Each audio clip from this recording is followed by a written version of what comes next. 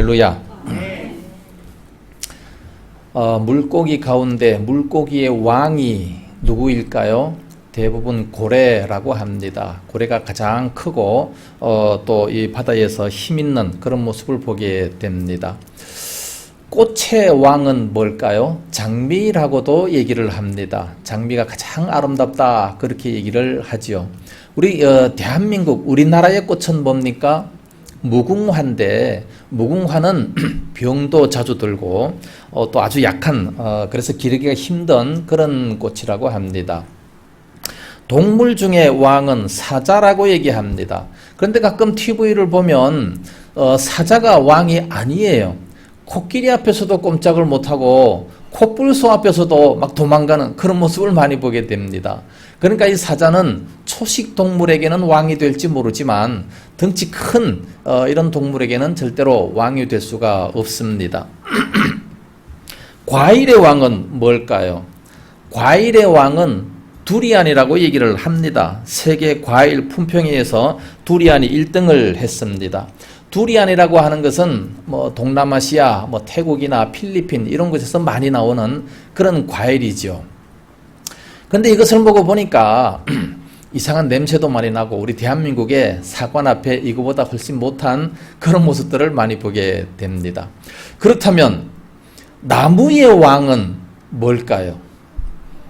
나무의 왕, 뭐 두말할 것도 없이 오늘 본문의 내용 아니겠습니까?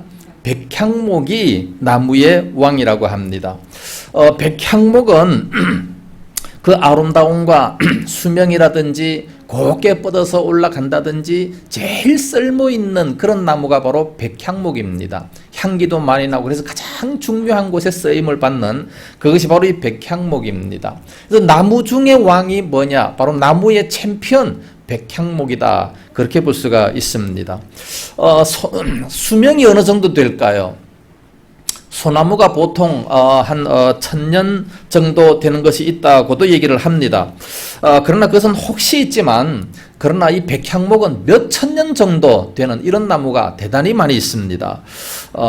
뿐만 아니라 높이가 한 40m 정도 되기 때문에 아파트의 한 13층 내지 14층 되는 굉장히 높게까지 올라가고 있죠. 또 그 나무의 지름이 한 2m에서 3m 정도 되니까 엄청나게 크지 않습니까? 지름이 한 2, 3m 같으면 이 정도로 이렇게 크게 되는 그런 나무가 되게 됩니다. 그리고 또 올라가는 것이 똑바로 쭉 걷어서 똑바로 올라가기 때문에 상당히 쓸모가 있는 그런 나무의 제목이 되게 되는 거죠. 향나무가 또 1000년 정도 되는 것이 있다고 합니다. 근데 향나무는 100년만 지나도요, 그 밑에 모든 가지들은 하나도 없어요. 위에 꼭대기만 겨우 이렇게 푸르르고 밑에 가지는 다 떨어지는 그런 모습을 보게 됩니다. 근데 이 백향목이라고 하는 것은 뿌리에서부터 맨 끝에까지 막 이파리가 막 굉장히 청청하고 파랗고 막 숲을 이루는 이런 모습입니다. 백향목 한 그루만 있어도 엄청나게 숲을 많이 이루게 되는 그런 모습을 보게 됩니다. 그러니까 대단히 장엄하지요. 이 향나무는 또 향기가 얼마나 좋은지 그 아름다움과 예술성과 규모와 수명, 높이 그 어느 것이라 할지라도 전 세계에서 이 백향목을 따라올 그런 나무는 없다고 합니다. 그런데 오늘 본문에 보니까 12절에 의인은 종려나무같이 번성하며 레바논의 백향목같이 성장하리로다 그랬습니다. 누가 백향목과 같다? 의인들이 바로 우리 백향목과 똑같다. 그렇게 말씀하고 있습니다. 우리 하나님의 백성들이 바로 백향목과 같다. 그렇게 말씀을 하고 있는 겁니다. 그래서 우리는 이 백향목 같은 참으로 하나님 앞에 이렇게 소중히 여김을 받는 그런 존재라는 것을 우리가 알아야 됩니다.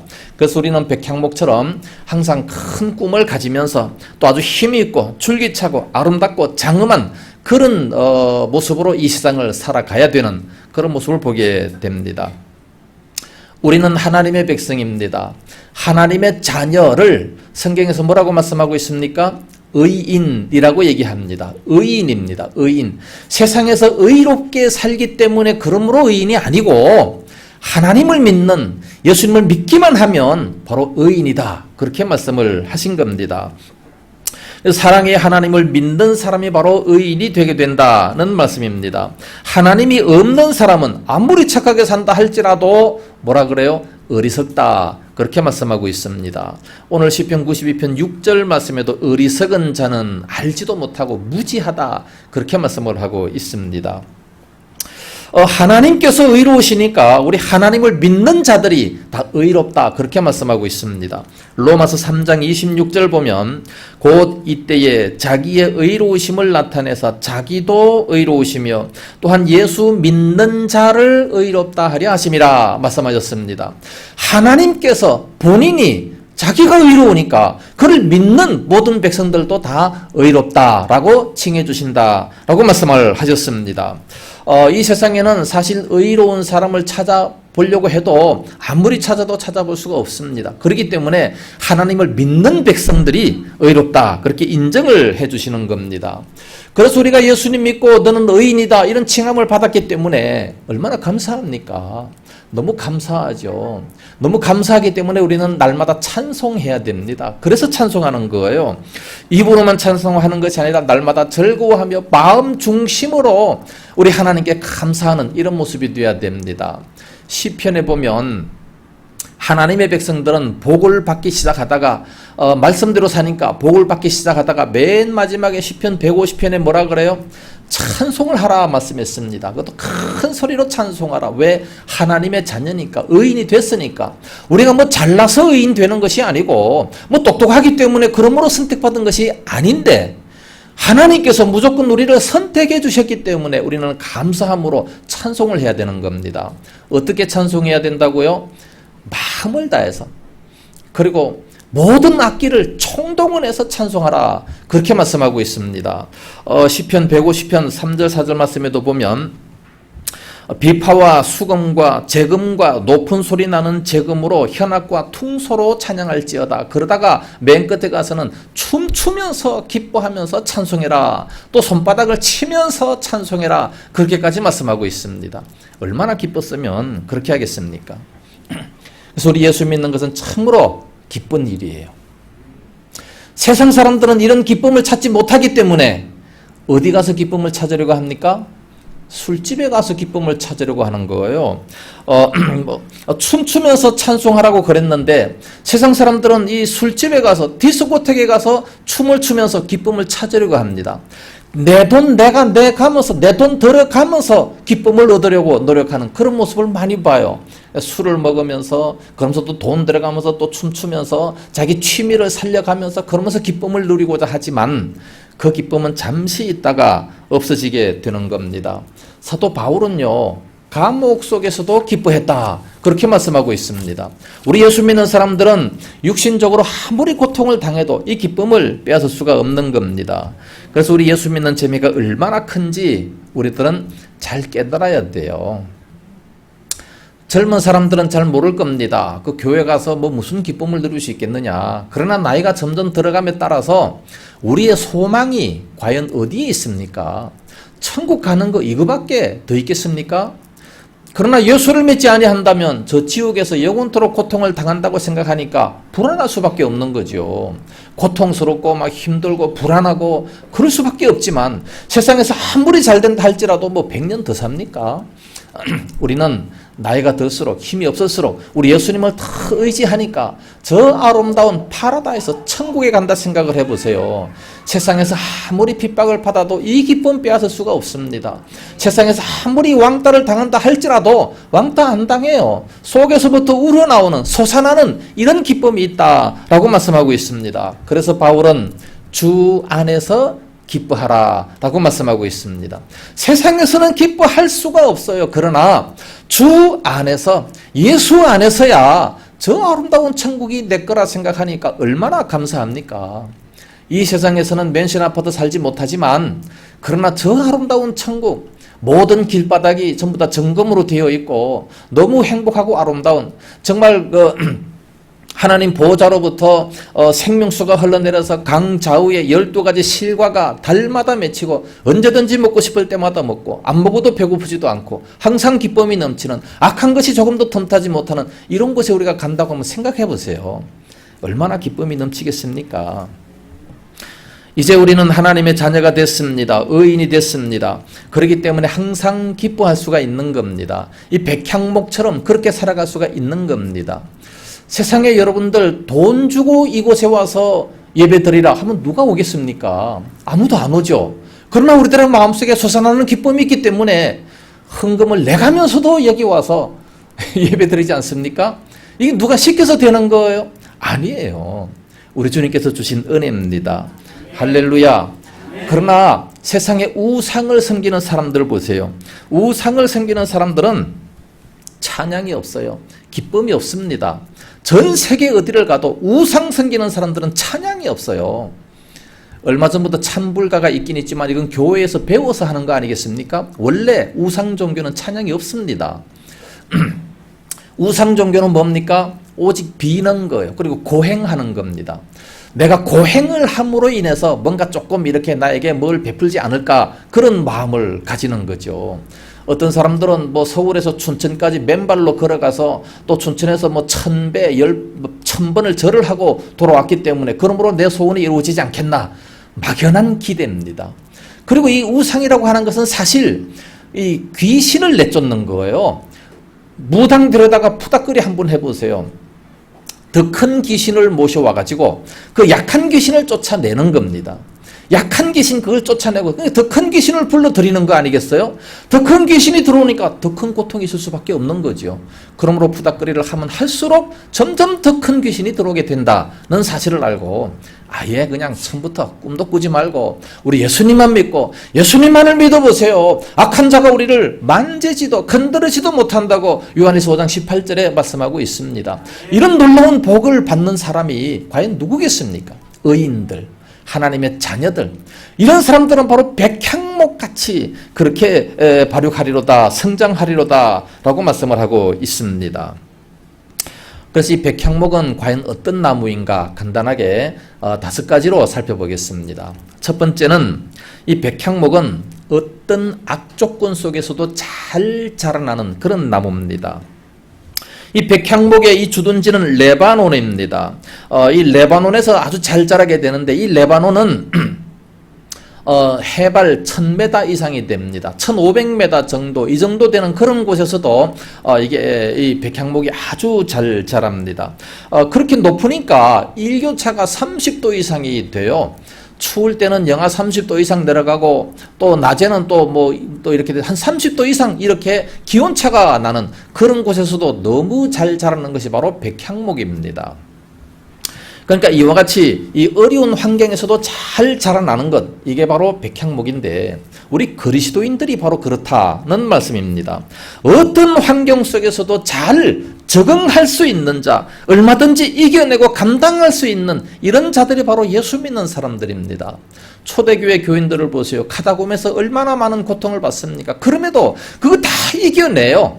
모든 그 어려움을 다 이겨낼 수가 있는 겁니다.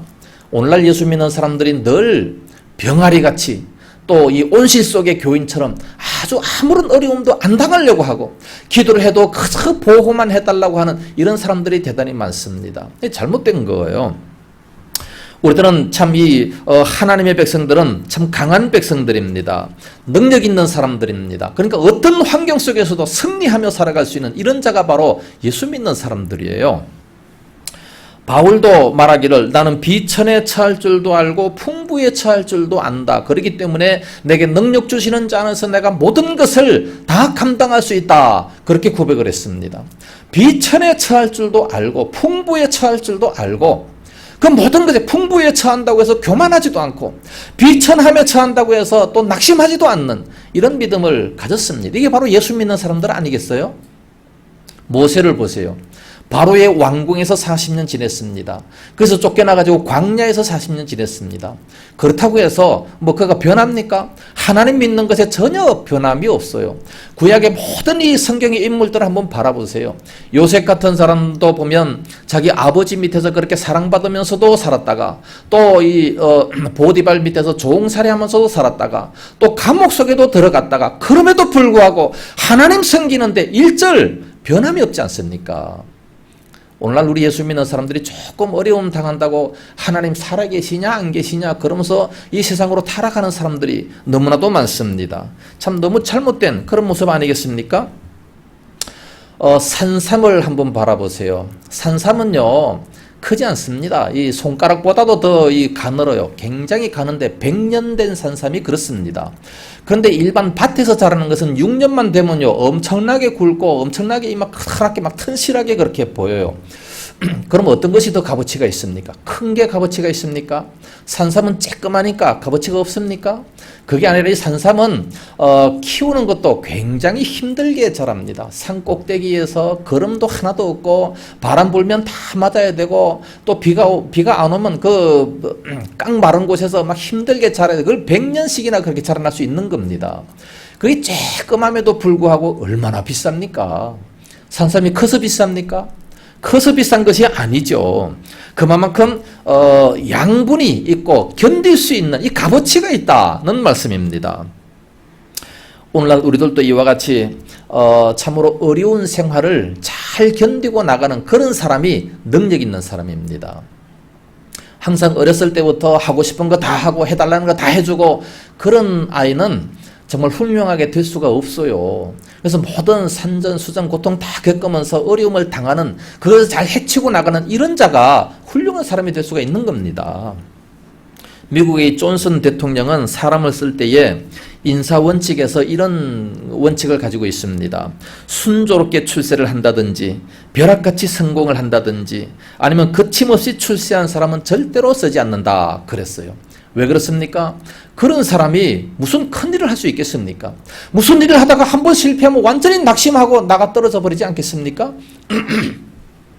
그러나 아무리 힘든 것이라 할지라도 딛고 일어서고 했던 이런 사람들은 정말 힘들고 어려움이 왔을 때도 얼마든지 다시 일어설 수가 있다는 말씀입니다. 오늘날 우리 성도들이 어려움 당할 때 그걸 잘 견디고 나갈 수 있어야 돼요. 이 백향목은 정말 아무리 힘들어도 잘 견디며 나갈 수 있는 그런 나무가 바로 이 백향목입니다. 그럼에도 불구하고 전 세계에서 가장 1등 가는 그런 나무 아니겠습니까? 우리 주위에 힘들고 어렵다 할지라도 우리는 잘 견뎌 나가야 됩니다. 눈물의 빵을 먹는 것이 이게 창피한 게 아니에요. 훈련입니다. 참 대단히 고마운 거예요. 감사할 수 있어야 됩니다. 두 번째로 백향목은 장수의 나무입니다. 굉장히 오래 살아요. 건강하고 2000년, 3000년 병들지 않고 잎이 청청하게 됩니다. 14절 말씀 보면 그는 늙어도 여전히 결실하며 진액이 풍족하고 빛이 청청하다라고 말씀하고 있습니다. 백향목은 그러니까 그렇게 몇천 년 산다 할지라도 항상 늙어도 나이 많아도 이 백향목은 여전히 결실하게 되고 진액이 풍족하다, 빛이 청청하다 그렇게 말씀하고 있습니다. 그래서 하나님을 경외하는 사람은 오래 삽니다. 예수님 잘 믿어보세요. 그 마음에 평강이 넘치고 항상 건강할 수 있습니다. 잠언서 4장 22절 말씀 보면 온 육체의 건강이 된다 말씀하셨고 에베소서 6장 3절 말씀 보면 모든 것이 잘 되고 장수한다 라고 말씀을 하셨습니다. 우리가 하나님 말씀 그대로 잘 지켜 행해보세요. 항상 마음에 평강이 넘치며 기쁨이 넘치며 장수할 수 있는 이런 복이 임한다는 겁니다. 그러나 악인들은 그렇지 않아요. 악인들은 그 반대입니다. 언제 죽을지도 몰라요. 잠깐 잘 되는 것 같습니다. 그래서 7절 말씀 보면 악인들은 풀같이 자라고 악을 행하는 자들은 다 흥왕할지라도 영원히 멸망하리로다 라고 말씀하고 있습니다. 잠시 흥왕할지라도 영원히 멸망한다 그렇게 말씀하셨습니다. 시편 1편 6절 말씀에도 죄인의 길은 망하리로다 의인의 회중에 들지 못하리로다 라고 말씀을 하셨습니다. 그래서 일시 잠시 잘 되는 것 같고 풀같이 빨리 이렇게 돈 벌고 빨리 성공하는 것 그게 축복이 아닌 거예요. 금방 잘 되는 것 같습니다. 모든 곡식보다 이 풀이 훨씬 더 잘 자라요. 훨씬 더 잘 자란다고 해서 잘 됩니까? 금방 배임을 당하지 않습니까? 또 아무리 크다 해도 전혀 쓸모가 없는 것이 되버리고 마는 거예요. 영원히 망하는 겁니다. 그래서 악인의 특징은 빨리빨리 잘 되는 거, 한탕주의 이런 것만 자꾸 노리는 거죠. 우리들은 그렇게 해서 안 됩니다. 의인의 길은 자자손손이 오래오래 지나면서 잘 되는 겁니다. 눈에 보이는 것은 그저 뭐 잘 안 되는 것 같고 돈도 뭐 잘 못 버는 것 같고 잘 살지 못한 것 같지만, 그러나 그게 아니고 영원한 나라에서 정말 우리는 잘 되는 사람들입니다. 영원한 나라에서 정말 하나님의 큰 복을 누리고 상급을 누리고 영원토록 살아갈 수 있는 그런 자가 바로 우리 의인들입니다. 백향목 나무는 장수합니다. 세 번째로, 백향목은 옹이가 없습니다. 옹이. 모든 나무에는 다 옹이가 있죠. 나이테가 있고 옹이가 다 있습니다. 뭐 소나무라 할지라도 이 옹이가 있잖아요. 옹이가 있어가지고 뭐 정말 좋은 제목으로는 쓰지를 못해요. 그런데 이 백향목은 그 둘레가 막 지름이 막 3, 4m가 된다 할지라도 옹이가 전혀 없으니까, 그러니까 아주 좋은 재료에 쓸 수가 있는 거죠. 그래서 궁궐을 짓는다든지 하나님의 성전을 짓는다든지 할 때 전부 다 이 백향목이 쓰임을 받는 그런 모습을 보게 됩니다. 이것은 뭐를 말하느냐 하면, 우리 예수 믿는 사람들은 인간관계에 옹이가 있어서는 안 된다는 말씀입니다. 인간관계에 자꾸 이렇게 뭐가 박히는 것이 있고 옹이가 있고 그러면 안 되는 거죠. 원수를 맺는다든지 인간관계가 좋지 못해서 자꾸만 이렇게 부딪히고 뭐 뜯어내고 남 잘 못되는 것을 좋아하고 하는 이런 옹이가 있어서는 결코 안 된다는 말씀입니다.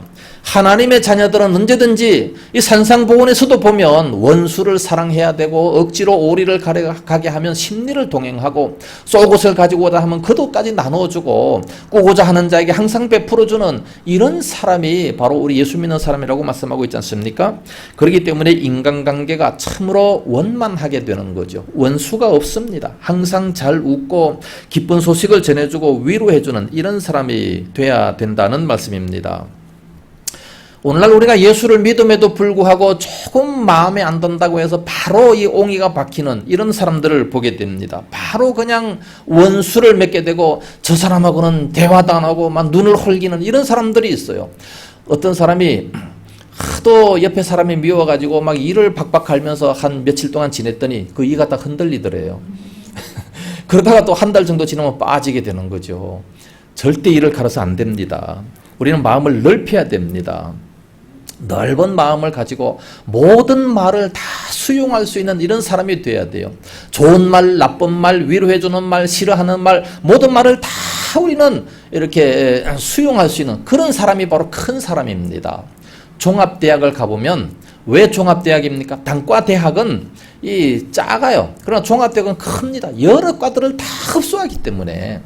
큰 강을 가보세요. 큰 강을 가게 되면 마을에서 내려오는 물, 또 작은 이 개울물이라든지 이런 걸 전부 다 흡수하니까 큰 강이 돼버리는 겁니다. 큰 강이 돼야 갑자기 이렇게 바람이 분다든지 이런 환란이 온다 할지라도 얼마든지 유유하게 이렇게 흘러내려갈 수가 있습니다. 모든 것을 다 흡수하는 이런 넓은 마음을 가지는 이런 사람이 돼야 됩니다. 그럼 어떻게 해야 그런 넓은 마음이 될 수가 있느냐? 낮아져야 돼요. 낮아지면 됩니다. 왜 큰 강이 이루어집니까? 이 큰 강은 산 위에 있는 게 아니에요. 낮은 곳에 있습니다. 산 위에 있는 이 작은 그런 이 물들이 다 흘러내려와서 합쳐지게 되니까 맨 밑바닥에 큰 강이 이루어지게 된다는 말씀입니다. 그래서 바다는 가장 밑바닥에 있지 않습니까? 이와 같이 낮아지게 되면 모든 것을 다 수용할 수 있습니다. 그러나 교만해서 내 마음을 자꾸만 높이다 보면 아무것도 수용을 못해요. 조금 나쁜 소리를 듣지 못하는 겁니다. 바로 그냥 팩하고 성질이 올라와서 아무것도 못하는 거지요. 우리는 그래서는 안 되는 겁니다. 옹이가 없어야 돼. 이 백향목은 옹이가 없기 때문에 그러므로 아름답게 쓰임을 받을 수가 있다는 말씀입니다. 네 번째로, 이 백향목은 향기가 납니다. 왜 백향목이라고 합니까? 향이 나니까. 그러니까 이 백향목이라고 하는 거지요. 호세아 14장 6절 말씀 보면 그 향기는 레바논의 백향목 같으니 라고 말씀하고 있습니다. 향기가 굉장히 진해요. 그렇기 때문에 이 백향목으로 성전을 지어 놓으면 성전 안에 항상 이 향기가 향기롭게 나는 겁니다. 그 향이 날 뿐만 아니라 악한 것들이 틈타지를 못해요. 벌레가 침입하지 못합니다. 뱀이 들어오지 못합니다. 그렇기 때문에 궁궐을 지을 때는 반드시 백향목으로 지었어요. 하나님의 성전을 지을 때도 반드시 백향목으로 지었습니다. 그 가에다가 또 금으로 이렇게 입히게 되는 거죠. 그러니까 악한 자들이 틈타지 못한다라는 말씀입니다. 모든 벌레들이 일절 가까이 오지 못하는 겁니다. 우리 예수 믿는 사람들은 이 백향목 같은 그런 신앙생활을 해야 된다는 말씀입니다. 그래서 일절 더러운 것과 악한 것들, 추한 것들이 결코 내 속에 들어오지 못하도록 우리가 만들어야 되는 겁니다. 어렸을 때부터 우리들은 항상 양심적으로 살아가야 되고 정말 이웃을 위하는 그런 모습으로 살아가야 되는데 바늘 도둑이 소도둑이 되고 3살 버릇 8까지 간다 그런 말이 있습니다. 그러다 보니까 어렸을 때 있던 그 고집이 진짜 똥고집이라고 얘기합니다. 이 똥고집이 뭐예요? 똥 쌀 때, 똥을 막 쌀 때 그때의 이 고집이 죽을 때까지 있다는 그런 얘기 아니겠습니까? 우리는 그러므로 어렸을 때부터 아이들 양육을 잘 할 수 있는 모습이 돼야 됩니다. 시골에서 어떤 분이 밭을 갈게 되는데 소를 몰면서 이제 밭을 갈게 됩니다. 근데 큰 이 황소 같은 것이 힘이 굉장히 세지 않습니까? 그래서 멍에를 메고 이렇게 다 밭을 갈게 되면 쫙 이렇게 옛날에 그렇게 다 밭을 갈았어요. 근데 이 소가 처음부터 그렇게 말을 잘 듣고 일하는 소가 아니에요. 어렸을 때 이 송아지들은요, 진짜 말을 안 들어요. 너무 말을 안 듣는 이 소들을 잘 훈련을 시키지 않습니까? 어떻게 훈련시킵니까? 코에다가 멍에를 매죠.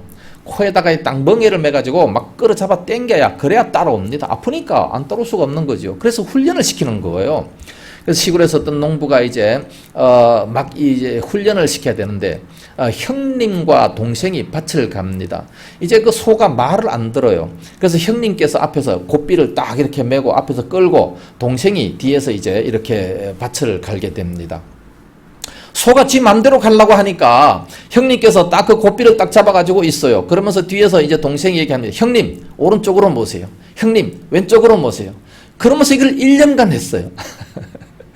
1년간 하고 난 다음에 나중에 이제 형님께서 그 소를 가지고 이제 밭을 가려고 합니다. 이랴! 이랴! 아무리 해도 말을 안 들어요. 왜 말을 안 듣습니까? 벌써 어렸을 때부터 그렇게 훈련 받았잖아요. 어떻게 해야 말을 듣습니까? 형님, 오른쪽으로요. 형님, 왼쪽으로요. 그래야 소가 그대로 따라가는 겁니다. 어쩔 수 없어가지고 소 보고 이제 형님, 오른쪽으로. 형님, 왼쪽으로. 그래야 이 소가 그렇게 따라갔다는 겁니다. 뭘 얘기하고 있습니까? 어렸을 때부터 잘 가르쳐야 된다는 말씀입니다. 사람의 성품은 어려서 잘 다듬어야 된다는 말씀입니다. 나중에 고치려고 하면 참으로 어렵습니다. 그래서 어렸을 때부터 성품을 좋게 만들어야 되는 거예요. 고린도후서 2장 15절 말씀 보면 우리는 구원받는 자들에게나 망하는 자들에게나 하나님 앞에서 그리스도의 향기다 그렇게 말씀하셨습니다. 그리스도의 향기. 우리는 세상의 모든 사람들 앞에 다 그리스도의 향기를 베풀어야 돼요. 향나무는 향기가 납니다. 우리도 너희는 백향목과 같다라고 했으니까 향기를 베풀어야 될 거 아니겠어요? 4대 교회를 보면 요한계시록 3장 1절에 이 4대 교회는 살았다 하는 이름은 가졌으나 실상은 죽은 자로다 라고 말씀했어요. 실상은 죽은 교회, 4대 교회였습니다. 사람이 죽으면 3일이 지나면 썩은 냄새가 납니다. 우리 사람들이 이런 지독한 냄새를 풍기면, 인간 냄새를 풍기면 그것은 살았다 하는 이름은 가졌으나 실상은 죽었다라고 말씀하고 있습니다. 그렇기 때문에 우리는 그리스도의 향기를 베풀어야 돼요. 그 사람을 바라보며 좋아할 수 있어야 되죠. 빛과 소금의 역할을 감당할 수 있어야 됩니다. 맛을 내는 그런 그리스도인이 돼야 된다는 말씀이지요. 향기를 베풀어야 됩니다. 우리 그리스도인들은 백향목처럼 향기를 베풀어야 돼요. 혹시나 다른 사람이 우리를 싫어한다든지 그러면 대단히 잘못하고 있다는 그런 모습이 되게 됩니다. 원수가 있으면 안 되는 거예요. 마지막 한 가지 더 본다면 이 백향목은 성전에 쓰여지는 겁니다. 솔로몬이 예루살렘 성전을 7년 동안 지었습니다. 7년 동안 질 때도 이 레바논에서 이렇게 가지고 와서 이 백향목을 가지고 와서 성전을 지었습니다. 그런데 그 성전이 망하지 않았습니까? 그 성전이 다 불타버리고 없어졌어요. 그러다가 바벨론 포로에 갔다가 다시 돌아와서 또 다시 누가 성전을 짓습니까? 스룹바벨이 제2성전을 짓게 됩니다. 그때도 역시 똑같이 이 레바논에서 백향목을 가지고 와서 또 다시 성전을 짓게 되는 그런 모습을 보게 됩니다. 그러니까 성전을 위해서 이렇게 성전을 재건할 때도 백향목이 사용이 되고 이 하나님의 성전을 위하여 쓰임 받는다라는 것은 복 중에 가장 큰 그런 복이다라는 사실을 우리가 알아야 됩니다. 성전을 위하여 쓰임 받는 것이 가장 큰 축복입니다. 하나님의 일을 위하여 쓰임 받는 자가 가장 큰 축복이라는 말씀입니다.